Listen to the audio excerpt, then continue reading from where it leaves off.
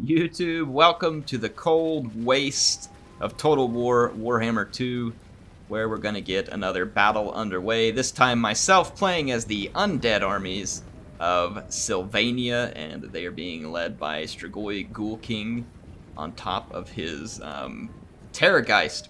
So just my army real quick, 4 zombies up front. I have 2 units of Grave Guards supported by a Corpse Cart, 2 Skeleton Spearmen, 2 Fellbats, a Terrorgeist, and a unit of Vargeist. And then out on this flank, I do have a unit of Blood Knights and Hex Wraiths that are being supported by Strigoi. Now for my opponent, I am going to slow this down just for a moment because the battle does get underway pretty proper here in just a moment. He's got Slaneesh's Harvesters. I think this is a pretty sharp pick, especially if I bring Ethereal units. And I was thinking about this, and which is why I've combined my Hex Wraiths with the Blood Knights. Dark Elf Cavalry doesn't really even do great against Blood Knights, especially if they're supported. And they would really not do well if Hex Wraiths are here to support, as long as I keep those Hex Wraiths out of the Slaneesh's Harvesters. And you can see just such a unit here. He's got his Cold One Knights. It's a very nice anti-large, armor-piercing unit. He's got Bleak Swords up front for kind of some basic chaff to eat up my chaff, and then a very nice pick of 2 Black Guards and a Witch Elf back here. These are good units at berserking certain units that I bring and supporting against large, and then he's got another unit of Cold One Knights, a Scourge Runner Chariot, definitely a solid pick in this matchup as long as you keep it near stuff to protect it. It can do a lot of large damage from a distance. Now when I noticed that my opponent didn't bring any foot skirmishers, which is honestly a smart decision, and he's got Malekith, by the way, on Seraphon, I'm going to immediately dive bomb him with both of my Fellbats in order to keep Malekith from being able to provide anything useful in the early stages of the fight. And let's go ahead and hit play here. I do have to go hit the button and just kind of let it play out. So my goal here is tie down Malekith, don't let him fight, and then try and go for easy pick-off kills. I'm not even going to try and engage my infantry. If my opponent wants to come engage my zombies, then feel free. My goal right now is to get my opponent picked off. I have a Terrorgeist coming in. They should be able to hold Malekith, so I turn around real quick. These Slaneesh's Harvesters come forward, obviously probably wanting to fight my Hex Wraiths, but instead I give them Blood Knights. And then I'm going to get ready to swing the Hex Wraiths through the open hole to go after the Cold One Knights. So I'm switching up what my opponent wants and giving him what he doesn't want. And all the while he's trying to protect Mannfred, and you can see, Malekith, and he hasn't even been able to get in here and really kind of go after me. Now he does get me with some Soul Stealer, I believe, here, which is great for him. It's going to help keep Malekith in this fight, and he's doing a lot of damage to my Terrorgeist. But, you know, you don't have to... You know, you have to be able to kill that unit, and it won't rout. Look at this, Hex Wraiths and Blood Knights just chewed through a Cold One Knight. Hex Wraiths, do not ever underestimate what Hex Wraiths can do to heavy cavalry. They will shred it. Anyway, I got an invocation of the heck off, and now Malekith is in some deep doo-doo. My opponent takes the infantry fight because he needs something. He couldn't quite get a hold of my Hex Wraiths and Blood Knights with his Blackguard, so I went for a quick knockout on a unit of Bleak Swords. And indeed, we will knock it out for them. I'm actually shocked that this Bleak Sword didn't rout. That's pretty incredible. Those are some very brave Druki. You can see that even after a very successful attack, Mannfred is really paying a price. Now, I did screw up here. He's got Witch Elves into this fight, and my cavalry did not get pulled free of it near as quickly as I thought, and my Terrorgeist get caught here, and there are 2 units of Blackguard trying to funnel into this fight. Nice hit by Malekith there. On this side, I've used my Vargeist to dive bomb the back of a Bleak Sword, and look at that, just a zombie in the Vargeist cleaning up a Bleak Sword, and I've got some Grave Guard going over here to help keep his Cold One Knights tied down. He's been too busy trying to micromanage Malekith, and he's lost control of a couple other fights. Now, I managed to get one of my Terrorgeists back up in the air.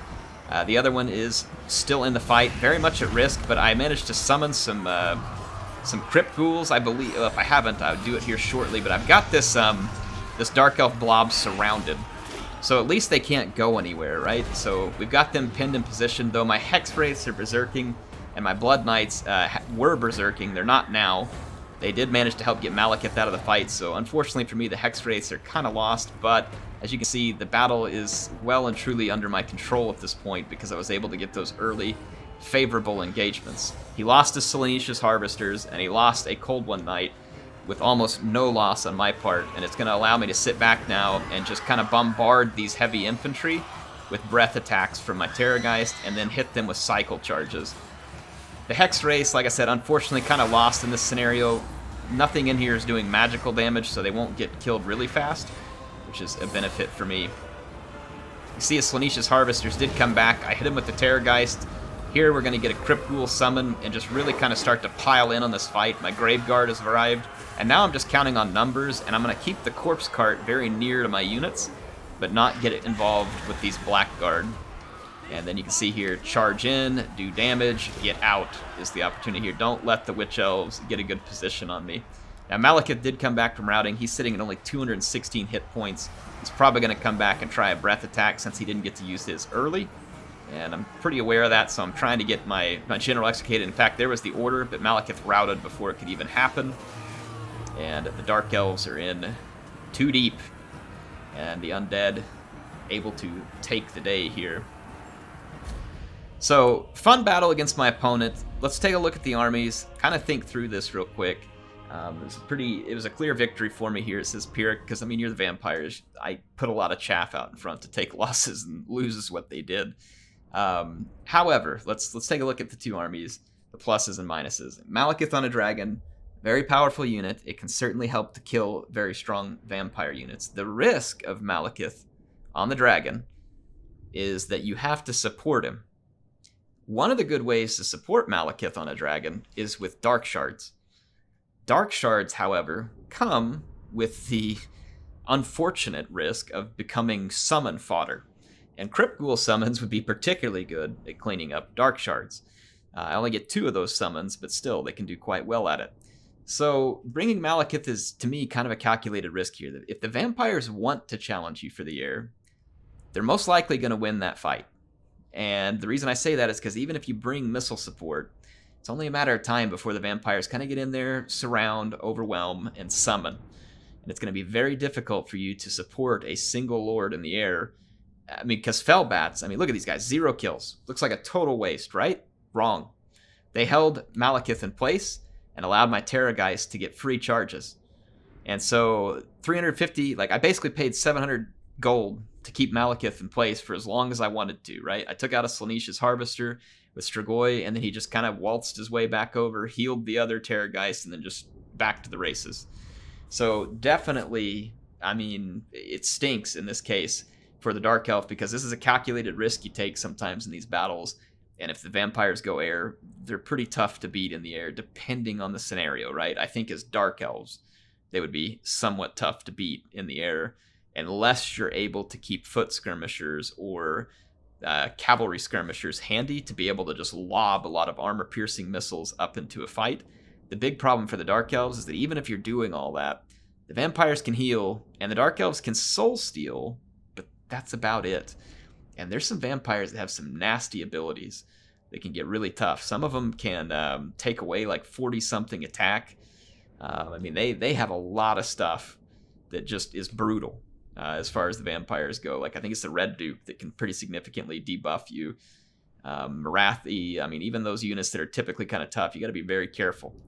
In any case, yeah, the Hex Wraiths combined very nicely with the Blood Knights. They got stuck in a fight I didn't like, but they accomplished what they needed to here. They just clean killed a Cold One Knight and a Slaaneash's Harvesters, no problem. Rear charged an infantry unit, helped to kill Malekith and do a little damage to infantry. They were totally worth it here.